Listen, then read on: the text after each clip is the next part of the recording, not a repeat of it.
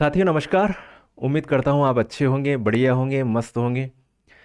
MP शिक्षक चयन परीक्षा का नोटिफिकेशन आ गया है और सिलेबस भी आ गया है। तो बहुत ज़्यादा कशमकश चल रही है कि कैसे तैयारी करें, कौन सी बुक से तैयारी करें, कैसे सिलेक्शन अपना फिक्स कर पाए। तो ये सारी बहुत द्वंद्व चल रहा है अभी। कितनी पोस्टें किसकी निकली है, ईडब्ल्यूएस की कितनी है भैया, एससी एसटी की कितनी है, जनरल की कितनी है, ओबीसी की कितनी है, ये सारी चीज़ें चल रही है। लेकिन पोस्ट हर एक कैटेगरी में निकली हुई है। चिंता ना करें, अच्छे से तैयारी करें। हमारा जो है कर्म पर अधिकार है, फल पर बिल्कुल अधिकार नहीं है। तो कर्म अभी कर्म करें और कर्म अपनी तरफ से फुल एफर्ट लगाएं, सिलेक्शन होना ही होना है। तो आज जो है चर्चा करेंगे ये जो सिलेबस है, जो जिन्होंने भी ये सिलेबस सिलेक्ट किया है, बड़ा गजब का सिलेबस है। और एमपी में जो चीज़ें हो रही है लगातार, वो सारी गजब ही हो रही है। परीक्षाएं जो हैं 5-5 साल में होती हैं। कई बहुत सारा टाइम निकल जाता है। 2011 में एग्ज़ाम हुई थी, उसके बाद में 2018 में, फिर अभी 2023 में हुई। 2011 का जो एग्ज़ाम हुआ था उस टाइम पे बीएससी का सिलेबस डाल दिया था, 11-12 का बिल्कुल था नहीं। 2018 का सिलेबस सिर्फ पात्रता परीक्षा ही हुई थी उस टाइम पे, एक तरह से एलिजिबिलिटी टेस्ट। और उस टाइम पे जो सिलेबस डाला था 11-12 का, और पेपर बना दिया भाई साहब ने एडवांस का। गजब, अलग ही हुआ ना, कुछ पेपर बना दिया एडवांस का। और सिलेबस 11-12 का था, तो उसमें भी बहुत जिनकी तैयारी थी एडवांस लेवल तक, उन वो जो है उसको क्वालिफाई कर पाए थे। जब 2023 का जो है अभी पेपर हुआ, तो सिलेबस वही था, पेपर बना दिया इजी, बिल्कुल अलग ही तरीके से। 2023 में पेपर इजी बना दिया, बेसिक बना दिया। और 2018 के जो अकॉर्डिंग अगर लोग चल रहे थे तो उसके अकॉर्डिंग केमिस्ट्री पूछी नहीं गई, एड बेसिक ज़्यादा पूछ लिया, एडवांस कम पूछा। फिर 2023 में तो एक और चीज़ हो गई भैया, क्योंकि वो पात्रता परीक्षा थी तो उन्होंने बेसिक पेपर कर बना लिया ताकि ज़्यादा लोग क्वालिफाई हो पाए। अब वापस जो है बैरियर लगाना, चयन परीक्षा का जो है सिलेबस डाला, बड़ा मस्त डाला है। कुछ टॉपिक 11-12 के भी हैं, अगर पॉजिटिव तरीके से देखो तो बीएससी के टॉपिक भी हैं और एमएससी के टॉपिक भी हैं। और कुछ लोगों ने एमएससी में ना पढ़ा हो तो वो टॉपिक जो नेट वगैरह, नेट स्लेट की बुक्स आती हैं, उनमें मिलेगा। तो अलग अलग जगह से हमें तैयारी करनी पड़ेगी। एक प्रॉपर कोई बुक्स अभी मिलेगी नहीं है, क्योंकि कि एक ही बुक्स से जो है हम जो सारी तैयारी कर लें, हमें अलग अलग बुक्स से टॉपिक उठाने पड़ेंगे और वहाँ से हमें तैयारी करनी पड़ेगी।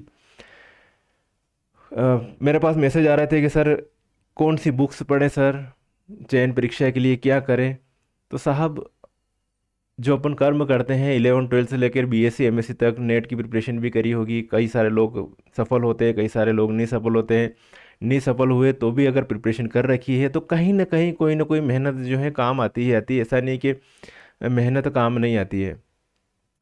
आपने कर्म कर रखे हैं पुराने तो वो कहीं ना कहीं काम आते हैं। जैसे कई लोगों ने भी फर्स्ट ग्रेड की एग्ज़ाम दी होगी, प्रिपरेशन का टाइम नहीं मिला होगा, लेकिन कहीं पढ़ाने जा रहे होंगे, या फिर उनका जो है अच्छा बेसिक होगा, कॉलेज टाइम पे अच्छा पढ़ रखा होगा, कहीं स्कूल में पढ़ा रहे होंगे, तो पेपर बिना पढ़े भी अच्छे नंबर आ गए होंगे।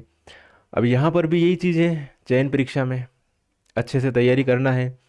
तो आज मैं बात करूँगा जो कोर्स के बारे में पूरा डिस्कशन करेंगे।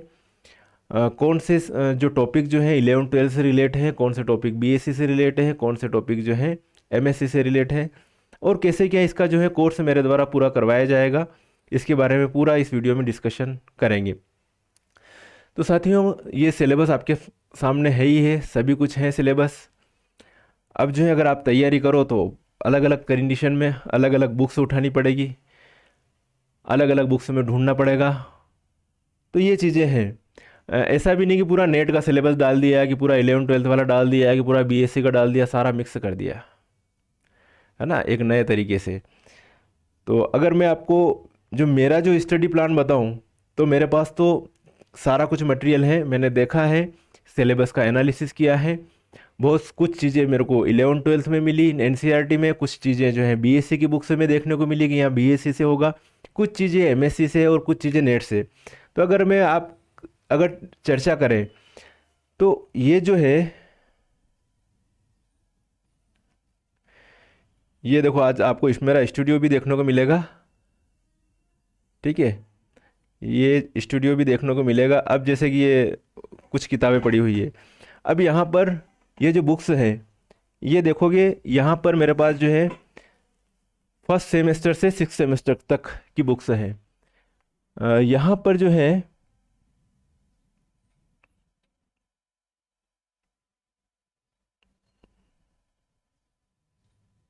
हम्म अब कुछ कैंडिडेट को ये भी लगेगा कि हिंदी मीडियम इंग्लिश मीडियम वालों को हिंदी में ढूंढना है, या कि ये कि मतलब जो हिंदी मीडियम वाले हैं उनको जो जब अंग्रेजी की कुछ टर्मिनोलॉजी पढ़ते हैं तो वहाँ पर बहुत सारी दिक्कत आती है। लेकिन कुछ चीज़ें हमें इंग्लिश लैंग्वेज में भी पढ़नी पड़ेगी, जो हिंदी मीडियम के विद्यार्थी उनके लिए स्पेशली, क्योंकि अंग्रेजी मीडियम में तो सामग्री कंटेंट मिल जाता है, लेकिन हिंदी मीडियम वाले स्टूडेंट के लिए थोड़ा दिक्कत रहती है। तो हिंदी मीडियम वाले जो स्टूडेंट हैं वो जो सबसे पहले जो बीएससी में जो बीएससी की बुक्स आती है हिंदी मीडियम की, तो सबसे पहले बीएससी की बुक्स से जो जो रिलेट हो रहे हैं वो टॉपिक तो अच्छे से हिंदी मीडियम से पढ़ोगे तो आपके जो है ज़्यादा कॉन्सेप्ट क्लियर हो पाएंगे। दूसरी बात है, फिर अगर आपका बीएससी के टॉपिक में जो टॉपिक नहीं मिल रहे हैं वो टॉपिक हम जो है पढ़ेंगे एमएससी की बुक्स से। तो एमएससी की जो जो भी बुक्स आती हैं इंग्लिश में ही आती है, लेकिन अगर वो समझ में आ जाए तो वो कुछ नहीं है, अपने को तो कॉन्सेप्ट समझने हैं। अपने को पूरा ऐसा नहीं कि रट के ना एज इट इज़ वैसा वैसा लिख के आना है। मल्टीपल चॉइस क्वेश्चन आएंगे, कोई प्रॉब्लम नहीं है, आप हिंदी में पढ़ो अंग्रेजी में पढ़ो, कोई ज़्यादा दिक्कत नहीं आएगी। तो ये है। अब मेरे पास जो है जैसे बीएससी के जो है ये है आईआईटी जेई नीट, अभी जो मैंने जो प्रिपरेशन करवाई थी पात्रता परीक्षा की, उसमें भी बहुत एडवांस लेवल का पढ़ाया था मैंने, बेसिक से एडवांस लेवल का। मतलब ये कह सकते हैं कि जो नीट के जो क्वेश्चन है, एक तरह से नीट का पूरा सिलेबस करवा रखा है। जो नीट की एग्ज़ाम देते हैं, अगर जो पात्रता परीक्षा का देखेंगे तो उनका नीट का पूरा सिलेबस हो गया था, तो एक एडवांस लेवल से करवाया था। ये जैसे कि ये मेरे पास नेट के नोट्स हैं, और ये जो नोट्स हैं ये मैंने जो मंगवाए थे, ये 15,000 रुपये सिर्फ मैंने नोट्स से के दिए थे। तो ये है, क्योंकि पढ़ाई करना है तो पैसा नहीं देखा जाता है, क्योंकि पैसा अगर अपन देखेंगे तो पढ़ाई कहाँ से हो पाएगी। तो ये सारी चीज़ें हैं। तो ये है।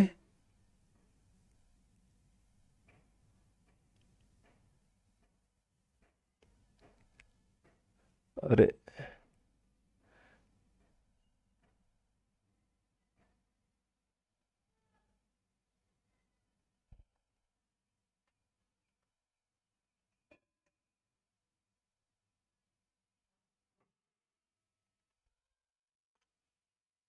ये मेरा जो है आज आपको ये भी देखने को मिल रहा है, मेरा जो है एक तरह से स्टूडियो भी हो गया ये, और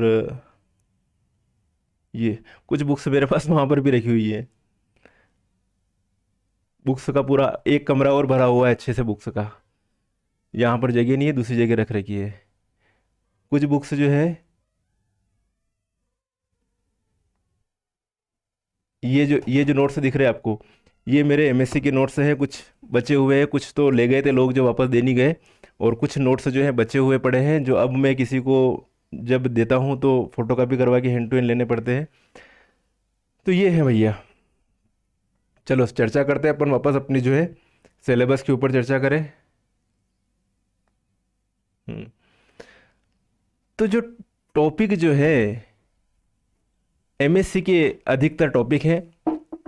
अब मैंने जो पात्रता परीक्षा की जो तैयारी करवाई थी उसके जो है उसके वीडियो भी काम में आएंगे, कुछ वीडियो। और इसके लिए पूरी तरह से तैयारी जो करवानी पड़ेगी वो पूरी एडवांस तैयारी करवानी पड़ेगी और एक्स्ट्रा तैयारी करवानी पड़ेगी। अभी मैंने फीस भी काफ़ी कुछ डिडक्ट कर दी थी। मेरा ये मानना था, ये सोचा भी नहीं था कि इस टाइप का सिलेबस कुछ डालेंगे। कुछ यूनिटें जो छूट गई है, कुछ थोड़ा बहुत एडवांस डाल सकते हैं, लेकिन पता नहीं था कि पूरा उस सिलेबस को हटा के पात्रता परीक्षा के और एक नया सिलेबस आपके सामने पेश कर देंगे। वही सिलेबस रहने का था, और कुछ थोड़ा बहुत चेंज होता तो उसके अकॉर्डिंग मैंने फीस भी बहुत डिडक्ट कर दी थी कि रिकॉर्डिंग वीडियो तो पड़े हुए हैं, कुछ वीडियोस और बनाने पड़ेंगे। तो जैसे एक बार वीडियो तो बना ही रखी है तो अपने को क्या करना है, फिर उनको जो है स्टूडेंट को देना ही तो है। तो मैंने फीस अभी काफ़ी डिडक्ट कर दी थी। जब मैंने जो है लॉन्च किया था पात्रता परीक्षा का कोर्स, उस टाइम पे स्टार्टिंग में मेरी जो फीस थी बहुत ज़्यादा, ज़्यादा तो नहीं कह सकते, मेहनत के हिसाब से तो 5400 रुपये फीस थी। ठीक है। लेकिन अभी मैंने जस्ट पात्रता परीक्षा होने के बाद, क्योंकि एग्ज़ाम हो गई थी पात्रता परीक्षा, तो ठीक है, यहीं की इसी की फ़ीस जो है मैंने काफ़ी डिडक्ट कर दी थी, 4,000, और फिर जो है मैंने 2,400 रुपये तक अभी जो है कर रखी है, 2,400 रुपये। लेकिन वापस जो है अभी नए सिरे से वापस पूरी तैयारी करवानी पड़ेगी। तो अब जो है कोर्स मैं पूरी तरह से अलग से लॉन्च कर रहा हूँ, क्योंकि पात्रता परीक्षा का जो कोर्स है उसमें आपको बहुत सारे दूसरे जो जो चैप्टर डिडक्ट हो गए हैं अभी, जिन चैप्टर से पात्रता परीक्षा में तो क्वेश्चन बने थे लेकिन अभी नहीं बनने वाले, यूनिटी हट गई, वो नया सिलेबस आ गया पूरा। तो उस कंडीशन में पूरा कोर्स अलग से लॉन्च करना पड़ेगा व्यवस्थित तरीके से। वहाँ से जो पात्रता परीक्षा में जो जो वीडियो काम के हैं उन वीडियो को सिस्टम में सेव है, तो वो वाले जो काम की वीडियो हैं, जैसे 70-80 वीडियो थे, उनमें से 10 वीडियो काम के, 15 वीडियो काम के, तो वो 15 वीडियो जो है वो इधर इस वाले में इधर मैं लॉन्च कर दूंगा। बाकी जो भी वीडियो है नए सिलेबस के अकॉर्डिंग वो आपको नए सिरे से मिलेंगे। सिलेबस के अकॉर्डिंग आपको एक एक चीज़ करवाई जाएगी, हाईलाइट करवाए के आपको बता दिया जाएगा कि ये टॉपिक है और ये टॉपिक मेरे द्वारा इस वीडियो में करवा दिया गया है। उसके साथ साथ में जो मैं पढ़ाऊँगा, जो PDF रहती है बोर्ड पर बनती है, वो की वही PDF जो है आपको सेंड कर दी जाएगी, आपको आसानी रहेगी। तो जिन स्टूडेंट ने जो है कोर्स ले लिया है उनके लिए कोई प्रॉब्लम नहीं, उनको फीस अब एक्स्ट्रा पे नहीं करना है। जो स्टूडेंट अब नए आएंगे उनके लिए कोर्स जो है 1 मई से मैं लॉन्च कर रहा हूँ, और उसकी फ़ीस जो है ये रहेगी 4,000 फीस रहेगी। अब इसमें जो जिन जिन कैंडिडेट ने पात्रता परीक्षा में हमसे कोर्स पढ़ा था, पात्रता परीक्षा वाला कोर्स जो हमसे पढ़ा था, उनके लिए इसमें 50% डिस्काउंट कर दूंगा मैं। तो जो कैंडिडेट जिन्होंने ऑलरेडी मेरे से पात्रता परीक्षा पढ़ी हुई है तो उनके लिए मैं 50% डिस्काउंट, मतलब उनके लिए ये वाला कोर्स जो है 2,000 रुपये में रहेगा। जो कैंडिडेट मेरे से पढ़ चुके हैं, क्योंकि उन्होंने अच्छी खासी फीस पहले पे कर रखी है, तो उनके लिए जो है ये जो है 2,000 रुपये रहेगा। जिन कैंडिडेट ने ऑलरेडी कोर्स परचेस कर रखा है, चाहे जो भी प्राइस रहा हो अलग अलग समय पर ऑफर में, जो भी प्राइस रहा हो 4,000, 4,500, 5,500, जो भी फीस रही हो, जिन्होंने जिसमें परचेस कर रखा हो, कोई प्रॉब्लम नहीं है, वो चिंता ना करें। उन लोगों को जिन्होंने ये जो अभी अभी मैंने पात्रता परीक्षा वाले कोर्स में उनको एंट्री दे रखी, उनको उधर मैं शिफ्ट कर दूंगा, चिंता ना करें। अगर शिफ्ट मतलब 5 मई तक शिफ्ट कर दूंगा उनको उधर से उस कोर्स में। कोई अगर कैंडिडेट छूट जाए तो मुझसे कांटेक्ट कर सकते हैं कि सर मुझे जो है उस कोर्स में शिफ्ट नहीं किया गया है, पर्सनली व्हाट्सअप कर ले, मैं उनको शिफ्ट कर दूंगा, कोई प्रॉब्लम नहीं है। तो ये चीज़ें हैं। ये तो हो गई फीस के बारे में चर्चा। अब सिलेबस पूरा जो है अच्छा खासा एडवांस सिलेबस है ना। Physics, physical chemistry, inorganic chemistry, organic chemistry. अब भाई साहब ने जो है केमिकल बॉन्डिंग में देखो, अगर VACPR सिद्धांत की बात करें तो VACPR सिद्धांत हमने पात्रता परीक्षा की तैयारी करी थी, उसमें स्पेशल मैंने वीडियो बनाया था, बहुत बढ़िया मस्त तरीके से समझा रखा। VACPR सिद्धांत से रिलेटेड कोई भी क्वेश्चन आए कोई दिक्कत नहीं है, ये भी समझा रखा है। और ये एरोमेटिसिटी से रिलेटेड ये भी मैंने वीडियो बना रखा है। तो ये चीज़ें तो ऑलरेडी हो चुकी है। होमो और हेट्रोन्यूक्लियर मॉलिक्यूल है ना, होमो और हेट्रोन्यूक्लियर अणु। जैसे होमो में क्या होगा, जैसे कि ये N2 है तो ये हो गया होमो। हेट्रो जैसे कि CO मॉलिक्यूल है, NO मॉलिक्यूल है, तो ये हो गए हेट्रो। अब इनकी बॉन्ड ऑर्डर देखनी है, इनकी स्ट्रक्चर देखनी है, जो भी मॉलिक्यूल्स होंगे उनके बारे में जो है स्टडी करनी है। तो कुछ तो हमने कर रखा है, थोड़ा और इसमें एडवांस लेवल में देख लेंगे तो ये वाला टॉपिक इस तरीके से कंप्लीट। तो ये केमिकल बॉन्डिंग इसमें एडवांस लेवल में। अब थर्मोडायनेमिक्स जो है साहब, थर्मोडायनेमिक्स जो है वो अच्छी खासी एडवांस दे दी है। यहाँ पर आप देखोगे कि मैक्सवेल के रिलेशन जो है, मैक्सवेल की रिलेशन संबंध बिल्कुल एडवांस में अपन नेट वेट की तैयारी करते हैं उस टाइम पे पढ़ते हैं। अवस्था फलन, पथ फलन तो BSc से मिल जाएगा आपको। ऊष्मागति की विवरण, ली शेतेलिए के सिद्धांत, ठीक है, ये शायद अपनों ने पढ़ लिया होगा साम्यावस्था में। बाकी जो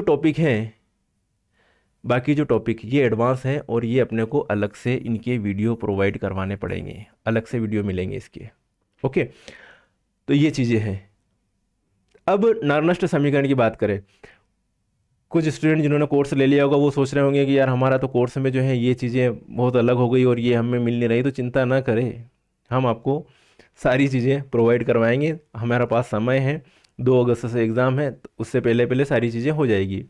मतलब मेरा ये रहेगा कि 15 जुलाई से पहले पहले आपको सारी चीज़ें आपके सामने पहुंच जाए। अब कुछ कैंडिडेट का ये कहना था सर 15 जुलाई तक तो रिवीजन कब करेंगे। तो भैया अगर 1 जुलाई से 15 जुलाई तक जो टॉपिक है वही तो बच्चे आप हर डे आपके रिवीजन करने का जो तरीका होना चाहिए, तभी आप सक्सेस होंगे। रिवीजन करने का आपका तरीका, रिवीजन आपको मैंने फर्स्ट चैप्टर पढ़ाया, ठीक है, फला फला डेट को जो भी डेट ले ली मैंने कि भैया मैंने जो है ये डेट, ये जो है मैंने 5/5 को पढ़ाया, 5/5/23 को पढ़ाया। सेकंड चैप्टर पढ़ाया, सेकंड पार्ट जो भी टॉपिक पढ़ाया वो पढ़ाया मैंने 6/5/23 को। थर्ड टॉपिक पढ़ाया 7/5/23 को। अब आप जब फर्स्ट डे पढ़ रहे हो तो आपको सिर पे क्या पढ़ रहा है, ये वाला 5/5/23 वाला। लेकिन जब सेकंड डे आप पढ़ रहे हो तो इस पर 10 मिनट दीजिए कि हमने कल क्या पढ़ा था, रिवाइज हो जाएगा और ये टॉपिक उठा लिए। जब थर्ड डे आप पढ़ रहे हो तो आप इसको थोड़ा रिवाइज कर लीजिए, क्योंकि इसमें अब पहले शुरू बार में इसमें आपको 1 घंटा लगा था। अब क्या दूसरी बार पढ़ा तो कितना लगा आपको, आधा घंटा लगा। तीसरी बार पढ़ा तो कितना लगा, 15 मिनट लगा। सिर्फ आपको देखना ही तो है। ऐसे ही ये टॉपिक कर रहे हैं, तब इस टॉपिक को करने में जो 1 घंटे की जगह अपने को कितना मिनट लग रहा, 15 मिनट लग रहा। इसको दूसरी बार किया तो आधा घंटा लगा, इसको पहली बार किया तो 1 घंटा लगा। फिर अपन जो है चौथा टॉपिक कर रहे हैं, वो जो है 8/5/23 को होगा। तो जब ये टॉपिक कर रहे हैं तो इसको 1 घंटा लग रहा है, इसको अपने को आधा घंटा लग रहा है, इसमें अपने को 15 मिनट लग रहे हैं और इसमें अपने को 5 मिनट लग रहे हैं। एक एक बार देखना है उस टॉपिक को, पढ़ने पलटने हैं। जब आपको जो है अगला जो चैप्टर आ गया उस टाइम पे ये जो 9/5/23 को कोई टॉपिक चल रहा है आपका, तो उस टाइम पे इसको तो 1 घंटा लग रहा है शुरू बार पढ़ने में, लेकिन दूसरी बार जब इसको पढ़ोगे तो इसको वापस आधा घंटा लग रहा है, इसको 15 मिनट लग रहे हैं, इसको 10 मिनट, 2 मिनट, 5 मिनट जो भी देख लिया, हाँ आप संतुष्ट हो गए, अपना 2-3 बार का रिवीजन हो गया है। अब इस टॉपिक को अपने को देखने की आवश्यकता नहीं है, क्वेश्चन बनेगा, हम 100% करेंगे। ये होता है रिवीजन करने का तरीका, बहुत मस्त तरीका है। कभी कोई चीज़ आपके डाउट रहेगा ही नहीं। तो ये है रिवीजन करने का तरीका। तो ये इस तरीके से रिवीजन करें तो जब आपका 15 जुलाई तक भी सिलेबस कंप्लीट होता है तो भी आपको टेंशन नहीं रहेगी कि हाँ यार हमारा तो टॉपिक कंप्लीट है, रिवीजन करने के लिए एक्स्ट्रा टाइम की जरूरत है ही नहीं। अब जो रहा है कि जैसे कि टेस्ट सीरीज, अब साहब इसकी टेस्ट सीरीज तैयार करना बहुत मुश्किल रहेगा। कुछ टॉपिक की तो टेस्ट सीरीज मिल जाएगी, लेकिन 100% टॉपिक आपको जो थ्योरी से ऐसे कैसे क्वेश्चन बनेंगे मैं बता दूंगा कि हाँ इस तरीके से क्वेश्चन बनेंगे, उसी तरीके से क्वेश्चन बनने की संभावना रहेगी और वही आपको तैयार करना है। क्योंकि जब ऐसे कि जैसे कि कोई किसी बुक से पढ़ रहे, हम टेस्ट सीरीज दे रहे हैं, अभी तक तो सिलेबस जो था पूरा एनसीईआरटी सिलेबस था, एनसीईआरटी के अकॉर्डिंग टेस्ट सीरीज अवेलेबल थी, हमने टेस्ट सीरीज जो है आपको अवेलेबल करवा दी। लेकिन अब जो टेस्ट सीरीज होगी उसमें भैया किसी एमएससी की बुक्स में, नेट की बुक्स में से सिर्फ एक टॉपिक पूछ रखा है, लेकिन उसमें 10 टॉपिक दूसरे जो है वो नहीं करना है आपको। तो अगर आप फालतू किसी के चारे लग के पूरी पूरी टेस्ट सीरीज सॉल्व करने लगे जो कि आपके सिलेबस में ही नहीं है, तो फिर दिक्कत में आ जाएंगे। क्यों तैयारी करें फालतू वाली, हमारे सिलेबस के अकॉर्डिंग तैयारी क्यों ना करें। आप नेट की बुक्स उठा के देखोगे, मेरे पास मतलब सभी तरह का मटेरियल है मेरे पास अवेलेबल है, कोई प्रॉब्लम नहीं है। तो आप जो है कोई चीज़ उठा के देखोगे कि भैया ये मैंने इस तरीके से छोटे छोटे पार्ट बना रखे यूनिट वाइज, ताकि जो है मेरे को पढ़ने में आसानी हो। लेमिनेशन ये करवा के स्पाइरल करवा के। अब जैसे कि ये टॉपिक दे रखा, कोई इसमें से एक टॉपिक ही आपके सिलेबस में दे रखा, इसमें तो 10 टॉपिक दे रखे। अब इसकी जब टेस्ट सीरीज देखोगे, टेस्ट का पार्ट देखोगे, अब आप इसका टेस्ट का पार्ट देखो तो उसमें तो सारे पार्ट के क्वेश्चन आ रहे हैं भैया इस टेस्ट में। तो हमें तो 2-4 क्वेश्चन ही देखने थे, पूरा क्यों देखें।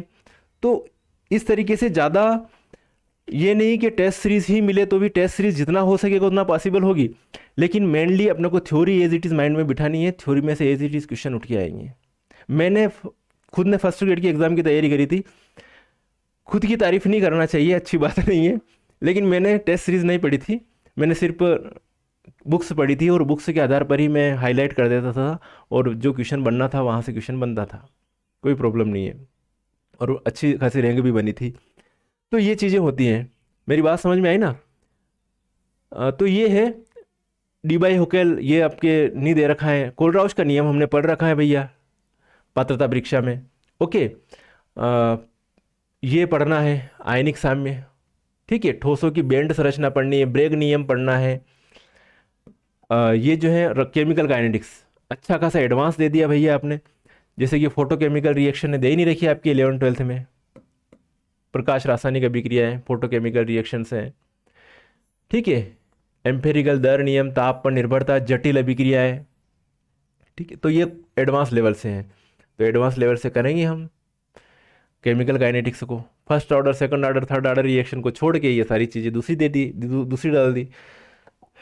अब जब विलियन की बात करेंगे तो विलियन का जो बहुत सारे टॉपिक आपके उसमें जो पात्रता परीक्षा थी उसमें कुछ करवा रखी है, जैसे कि ये सांद्रता को व्यक्त करने की विधियाँ हमने करवा रखी है, ये टेट का है, टेट में है ये। ठीक है, गैसों की द्रव में विलेयता और राउल्ट का नियम, हेनरी का नियम ये करवा रखा है, ये चीज़ें भी करवा रखी है। ये चीज़ें भी टेट की जो जब प्रिपरेशन करी थी उस टाइम पे हमने करवा रखी है। कुछ ये बाकी हैं तो ये हो जाएगा। आगे बढ़े, केमिकल इक्विलिब्रियम, रासायनिक साम्यावस्था, अम्ल और क्षार की अवधारणाएं। अम्ल और क्षार की अवधारणा ब्रोस्टेड और लारी, आरिनियस, ठीक है, लुइस, ये है। थोड़ा सा ये गैर अजली विलायक ये कर लेंगे, और इसको भी अपन देखेंगे, एडवांस में करेंगे। पूरा थोड़ा बेसिक में डेफिनेशन पढ़ी थी, अब इसको एडवांस में पढ़ेंगे अकॉर्डिंग टू बीएससी। अब ये तो हो गया फिजिकल का सिलेबस। अकार्बनिक रसायन में एटॉमिक स्ट्रक्चर, भाई साहब इसका एटॉमिक स्ट्रक्चर में बहुत सारी चीज़ें एडवांस दे दी, तो एडवांस लाइन टू लाइन देखना पड़ेगा कि क्या चीज़ें, जैसे कि रासायनिक आवर्तिता अपना हो चुका है, केमिकल पेरियोडिसिटी पढ़ चुका है, वो की भी बातें हैं। मुख्य समूह के तत्व और उनके यौगिक, ये भी एस और पी ब्लॉक एलिमेंट में कुछ पढ़ लिया है। एलोट्रॉपी, संश्लेषण की संरचना, बंधन, यौगिकों का औद्योगिक महत्व, ये देखना पड़ेगा। ये पूरा एक ही है, स्पेक्ट्रोस्कोपी नहीं है, स्पेक्ट्रोस्कोपिक टर्म सिंबल है, लेकिन सब भाई साहब ने हिंदी में यहाँ पे भी कामा लगा दिया, यहाँ पे भी स्पेक्ट्रोस्कोपी शब्द संकेत है, पूरा एक ही, स्पेक्ट्रोस्कोपी नहीं है। मेरी बात समझ में आई ना? जब आप इसका इंग्लिश में देखोगे तो वहाँ पे लिखा हुआ है स्पेक्ट्रोस्कोपिक टर्म सिंबल। इलेक्ट्रॉन सिद्धांत, असम्मिति सिद्धांत, ये पढ़ना है अपने को एटॉमिक स्ट्रक्चर में। क्वांटम मैकेनिक्स आ गई है, कक्षीय स्पिन, कोणीय particle in box, hormone, oscillator, hydrogen परमाणु, कक्षकों का आकार सहित क्वांटम यांत्रिकी के अनुमानित तरीके, अनुप्रयोग, द्रव के सामान्य गुणधर्म और अकार्बनिक यौगिक। अब इसमें जो है एस पी समूह के तत्व, S block element, P block element, जो हमने टीईटी में पढ़ा था पात्रता परीक्षा में पढ़ा था, वो यहाँ पर कर लेंगे कंप्लीट। अक्री गैस वाला भी टॉपिक कंप्लीट कर लेंगे, कोई फर्क नहीं पड़ रहा है। ये थोड़ा सा एडवांस है, मैकेनिज्म वगैरह, ये क्रोमेटोग्राफी, वर्णक्रमीय और चुंबकीय गुण ये पढ़ लेंगे भैया। इनर ट्रांजिशन एलिमेंट, आंतरिक संक्रमण तत्व में ये थोड़ा पढ़ लेंगे। ठीक है, अब देखो ये जो है ये टॉपिक हमने HSTET में पढ़ लिया है, तो इसका वीडियो वहीं से आपको अवेलेबल हो जाएगा। आक्सीकरण संख्या और अपचय अभिक्रियाओं की परिभाषा और उदाहरण सिंपल है, ये एडवांस लेवल में हमने पढ़ चुका है, बेसिक टू एडवांस। तो यहाँ की ये टॉपिक रिपीट है, ये एडवांस नहीं आ रहा है। कार्बधातुक यौगिक और उपसंयोजक यौगिक, ये भी हमने कोऑर्डिनेशन कंपाउंड जब पढ़ा था तो हमने तो करवा दिया था पूरा एडवांस तरीके से। IUPAC नाम भी बहुत एडवांस लेवल से पढ़े थे हमने। वर्नर का सिद्धांत, VBT, CFT, ठीक है, CFT शायद नहीं पढ़ा होगा तो CFT को और पढ़ लेंगे इसमें। सजातीय उत्प्रेरक, कार्बधातुक यौगिक, उपसंयोजक यौगिक का इंपॉर्टेंस तो पढ़ लिया था, तो ये बाकी है कुछ, तो ये थोड़ा एडवांस में पढ़ेंगे। आई बात समझ में? अब बात आते हैं ऑर्गेनिक केमिस्ट्री में। ऑर्गेनिक केमिस्ट्री में ये IUPAC नाम बहुत एडवांस लेवल तक हमने IUPAC नाम पढ़े थे ऑर्गेनिक कंपाउंड के, हर तरीके से सिंपल से एडवांस तक। तो IUPAC नाम हमने HSTET में कर लिया था, लेकिन फिर भी होगा तो इसका और वीडियो अवेलेबल करवाएंगे। रेजियो आइसोमेरिज्म, स्टीरियो आइसोमेरिज्म, ये हम अब पढ़ेंगे। एलिफेटिक और एरोमेटिक यौगिकों का रसायन, ये थोड़ा एडवांस लेवल में पढ़ेंगे। स्टीरियो केमिस्ट्री के सिद्धांत, अचक्रीय यौगिकों का विन्यास और संगठनात्मक, सिंपल है बिल्कुल, ज़्यादा कोई ये नहीं कि टिपिकल टॉपिक है ये। Stereogenic, stereoselectivity, anti stereoselectivity, diastereoselectivity, असम्मित प्रेरण, आसानी से हो जाएगा ये। ओके, अब ये जो है ये वाला टॉपिक मैंने तो नेट लेवल से करवाया था, एडवांस लेवल से करवाया था। दूसरे टीचर्स दूसरी जगह जहाँ हुआ हो या नहीं हुआ हो ये हमें पता नहीं है, लेकिन इनका जो है कार्बोकेटायन जो बनाने की विधि है, उत्पादन, स्थिरता मतलब स्टेबिलिटी ऑर्डर और रिएक्टिविटी ऑर्डर, ये हमने जो HSTET का सिलेबस करवाया था उसमें हमने करवा रखा है ये चीज़ें। यहाँ तक, कहाँ तक? मुक्त मूलक और शायद मुक्त मूलक तक हो सकती है। तो कार्बिन, बेंजाइन, नाइट्रीन, ये वाला टॉपिक हम एडवांस लेवल में पढ़ लेंगे। ये वाला एडवांस लेवल में, ये बेसिक में पढ़ लिया हमने पात्रता परीक्षा में, ये अभी चयन परीक्षा में कर लेंगे। ये शायद छूट चुका हो, नाइट्रीन और बेंजाइन, ये हो गया। अब बात करें कार्बनिक यौगिक।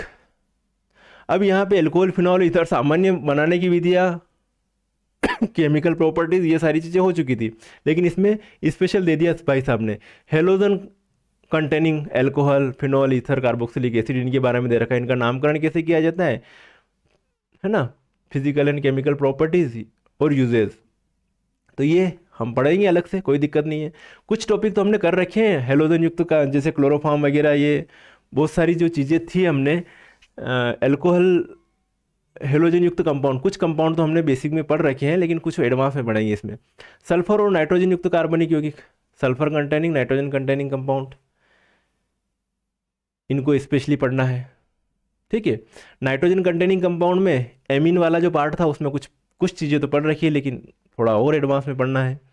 तो ये HSTET में जो बेसिक में 11th-12th से है, ये नाइट्रोजन कंटेनिंग कंपाउंड, ये थोड़ा एडवांस लेंगे।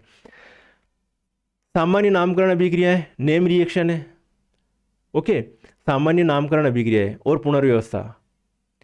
नेम रिएक्शन जो भी रोजनमुंड, केनिजारो, फ्रीडलक्राफ्ट, जो भी उनकी मैकेनिज्म देखना है। सामान्य नाम अभिक्रिया और पुनर्व्यवस्था, ठीक है, का कार्बनिक संश्लेषण में अनुप्रयोग, कार्बनिक परिवर्तन और अभिकर्मक, कार्यात्मक समूह, अंतर रूपांतरण सहित ऑक्सीकरण और अपचयन, सामान्य उत्प्रेरक और अभिकर्मक, कीमो रेजियो स्टीरियो सिलेक्टिविटी ट्रांसफॉर्मेशन, कार्बनिक संश्लेषण की अवधारणाएं, रेट्रोसिंथेसिस, डिस्कनेक्शन, है ना, क्या बात है, डिस्कनेक्शन दे दिया, ठीक है, रेखीय अभिसरण संश्लेषण, तो ये थोड़ा एडवांस है भैया, है ना। तो ये MSc के बुक्स से ही होगा ये। अब ये जो देखोगे आप, कार्बोहाइड्रेट हमने कर लिया था बायोमॉलिक्यूल वाले पार्ट में, न्यूक्लिक एसिड भी हो चुका था, ये वाला पार्ट हम एडवांस में अब करने जा रहे हैं, तो इसके वीडियो अलग से मिलेंगे। इसके वीडियो मतलब आप वीडियो HSTET के सब बना रखिए, लेकिन उनमें से मैं सिलेक्ट करके आपका जो कोर्स बनाएंगे उसमें अलग से डाल देंगे। बहुलक वाला भाई साहब पढ़ रखा है, ये सभी हमने चीज़ें कंप्लीट है। प्राकृतिक संश्लेषित, जैव निम्नीकरण, अनिम्नीकरण, बहुलीकरण की प्राकृतिक और संश्लेषित विधि, तो ये वाला टॉपिक हमें अलग से करने की आवश्यकता है नहीं, ये पूरा हमने ऑलरेडी HSTET का जो है उसमें हमने कर रखा है, कंप्लीट कर रखा है। दैनिक जीवन में रसायन, नैनो साइंस एंड टेक्नोलॉजी, तो ये वाला थोड़ा टॉपिक देखना पड़ेगा अपने को।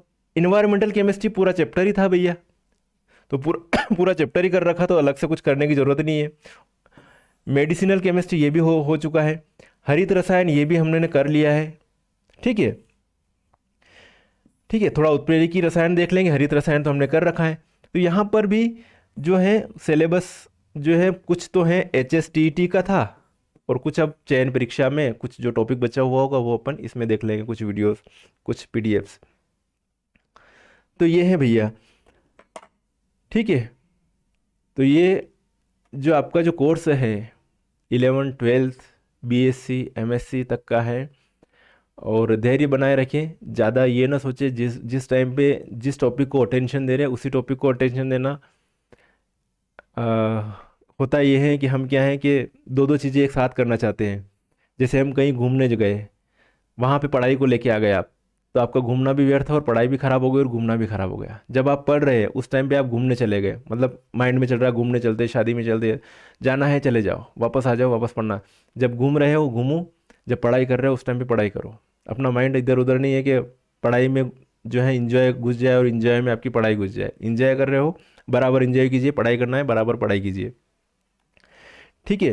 तो ये सारी चीज़ें हैं। तो चयन परीक्षा की जो तैयारी जो है ये आपका जो है सिलेक्शन फिक्स करेगी, आपका जो है पूरा कैरियर डिसाइड होगा इस चयन परीक्षा के आधार पर। तो अपनी तरफ से कोई कमी ना रखे।